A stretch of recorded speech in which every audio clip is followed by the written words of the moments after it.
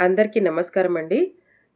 Esther అనే దివ్యాంగురాలు గత నెల 9వ తేదీ రోజున ఈరోజు 9వ తేదీ కరెక్ట్ 1 మంత్ అవుతుంది. తనకి ఆక్సిజన్ లెవెల్స్ డౌన్ అయ్యాయని, షుగర్ లెవెల్స్ డౌన్ అయ్యాయని యూనిక్ కార్పస్ అనే హాస్పిటల్‌లో పెద్దంబర్పేట్ సిటీలో జాయిన్ అయ్యారు. తనకు చూసేవాళ్ళు లేరు, చేసేవాళ్ళు లేరు అని district welfare office Medchal Malkajgiri జిల్లాలో ఉన్న డిస్ట్రిక్ట్ వెల్ఫేర్ ఆఫీస్‌లో అప్లికేషన్ పెట్టుకున్నారు. నాకు ట్రీట్మెంట్ చేయించమని. 1 మంత్ అవుతున్నా గానీ, ఇప్పటికి మెస్ చార్జెస్ గానీ, ట్రీట్మెంట్ చార్జెస్ గానీ ఇంకా ఇవ్వలేదండి.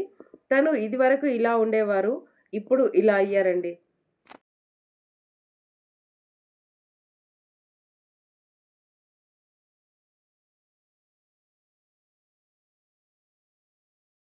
దివ్యాంగ సంఘ నాయకులు వెళ్లి పరామర్శించినప్పుడు కార్పొరేషన్ చైర్మన్ ముత్తినేని వీరయ్య గారు వెళ్లి పరామర్శించడానికన్నా ముందు ఒక డీడబ్ల్యూ ఆఫీస్ నుంచి ఒక లెటర్ వచ్చింది. ఆ లెటర్ అర్జున్ జంజాల్ అని ఒక పర్సన్‌తో ఈమె పూర్తి బాధ్యత మేమే వహిస్తున్నాం ఎస్ఆర్‌ది అని చెప్పేసి డీడబ్ల్యూ ఆఫీస్ నుంచి ఒక లెటర్ పంపించారు. ఆ లెటర్ ఇదేనండి.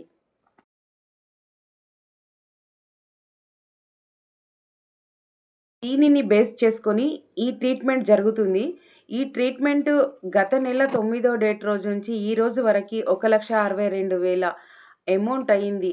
అంటే టోటల్‌గా మెస్ చార్జెసు, ఈ ట్రీట్మెంట్ చార్జెస్ అన్నీ కలుపుకొని కూడా. ఒక డిస్ట్రిక్ట్‌లో డిస్ట్రిక్ట్ వెల్ఫేర్ ఆఫీసర్ ఉంది.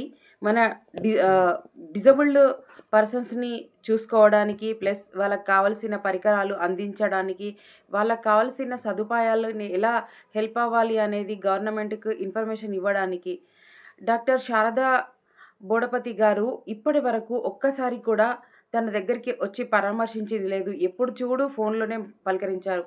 తన ఇంట్లో ఒక పర్సన్ ఎవరికైనా ఇలా జరిగితే ఇలానే చేసేవారా? ఒక్కసారి సమాజం ఆలోచించాలి. మన దివ్యాంగ సమాజం ఆలోచించాలి.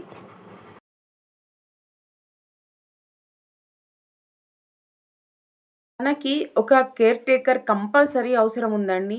డాక్టర్ గారు ఇచ్చిన రిపోర్ట్ ఇదండి. దీంట్లోనే బిల్ టోటల్ కూడా ఉంది. అంటే ఒక మెడిసిన్‌కి సంబంధించిన వాటర్ తాగాలి అన్నా, ఒక టాబ్లెట్ వేసుకోవాలి అన్నా, తనకి శరీరం సపోర్ట్ చేయట్లేదు. అందుకని కేర్ టేకర్ కంపల్సరీ. తను కోలుకునే వరకు.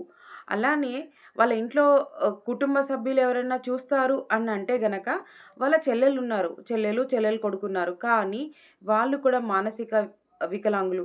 వాళ్ళకి చేసి ఈ 47 సంవత్సరాలుగా వాళ్ళకి చేసే తను ఇలా అయ్యింది. కానీ ఇప్పుడు తనని చూసుకునే వాళ్ళు ఎవరు లేరు. ప్రభుత్వం తప్ప. అందుకే ప్రభుత్వం స్పందించి తొందరగా ఈ అమౌంట్‌ని రిలీజ్ చేయాలని, చేస్తారని మనస్ఫూర్తిగా అప్పీల్ చేస్తున్నాను సీఎం ముఖ్యమంత్రి గారికి.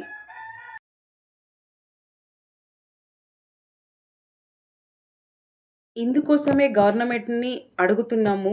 దివ్యాంగ సమాజం తరపున 39 ఐక్యూ లోపల 59 ఐక్యూ పైన ఉన్న ఈ దివ్యాంగులకి life long home care center అనేది ఒకటి ఉంటేనే ఇలాంటి పేషెంట్స్‌కి ఉండడానికి ఒక మంచి నీడ్ కదా! ఒక్కసారి ఆలోచించండి. ఒకవేళ చిన్న పిల్లలు అంటే ఒక 40, 35 ఏజ్ ఉన్న వాళ్ళకి అమ్మా, నాన్న లేరు అన్న సమయంలో కూడా ఇలాంటియి ఉంటేనే కదా ప్రశ్నార్థకంగా మారకుండా ఈ హోమ్ హెల్ప్ చేస్తుంది. అందుకే అడుగుతున్నాము ముఖ్యమంత్రి గారిని, ఒక్కసారి దివ్యాంగుల వైపు చూడండి. హెల్ప్ చేయండి. సమాజంలో మేము భాగమే. ఓటు హక్కే కాదు మాకివ్వాల్సింది, పెన్షనే కాదు మాకివ్వాల్సింది, మోరల్ సపోర్ట్ కూడా మీ నుంచి మాకు రావాలని మనస్ఫూర్తిగా కోరుకుంటుంది మా దివ్యాంగ సమాజం.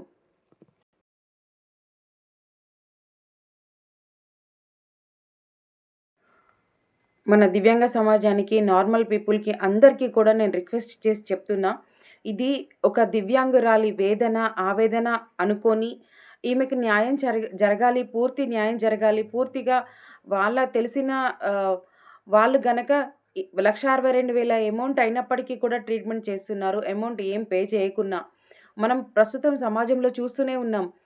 ఆహ్, ఒక పేషెంట్‌గా ఒక కార్పొరేట్ హాస్పిటల్‌కి వెళ్ళినప్పుడు ఇంత అమౌంట్ కట్టండి, అంత అమౌంట్ కట్టండి అని చెప్పేసి ముందు అమౌంట్ కట్టిన తర్వాతే ట్రీట్మెంట్ జరుగుతుంది.